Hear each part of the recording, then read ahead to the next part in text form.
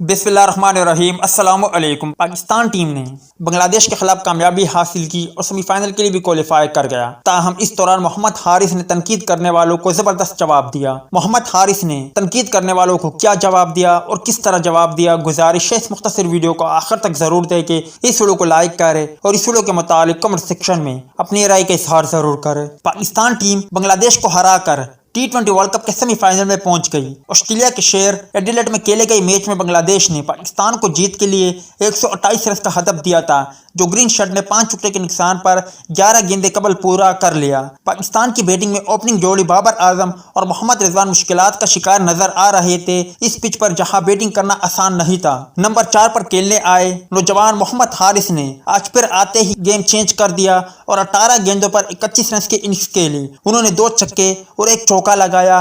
पिछले मैच में भी उन्होंने 11 गेंदों पर 28 रन बनाए थे, वो भी साउथ अफ्रीका के खतरनाक बॉलिंग अटैक के खिलाफ। ये वही मोहम्मद हारिस है जिसकी सिलेक्शन पर तनकीद की जा रही थी और सवाल उठाए जा रहे थे कि ये किसकी पर्ची है। मोहम्मद हारिस का जब वर्ल्ड कप स्क्वाड में नाम आया तब काफी बातें की गई कि इनको रिजर्व खिलाड़ियों में भी क्यों रखा गया है और सरफराज अहमद जो पाकिस्तान के साबिक कप्तान है उनको टीम में शामिल क्यों नहीं किया गया। लेकिन आज मोहम्मद हारिस ने अपना टैलेंट साबित कर दिया और पाकिस्तान को सेमीफाइनल में ले जाने में अहम किरदार अदा किया। और सिर्फ 2 मैच खेलकर ही उन्होंने नागदीन को जवाब दे दिया और बता दिया है कि मैं पर्ची नहीं हूँ, मेरे पास टैलेंट है, इसी की बिना पर मैं टीम में हूँ। अगर मेरे पास टैलेंट ना होता तो आज मैं टीम के अंदर ना होता।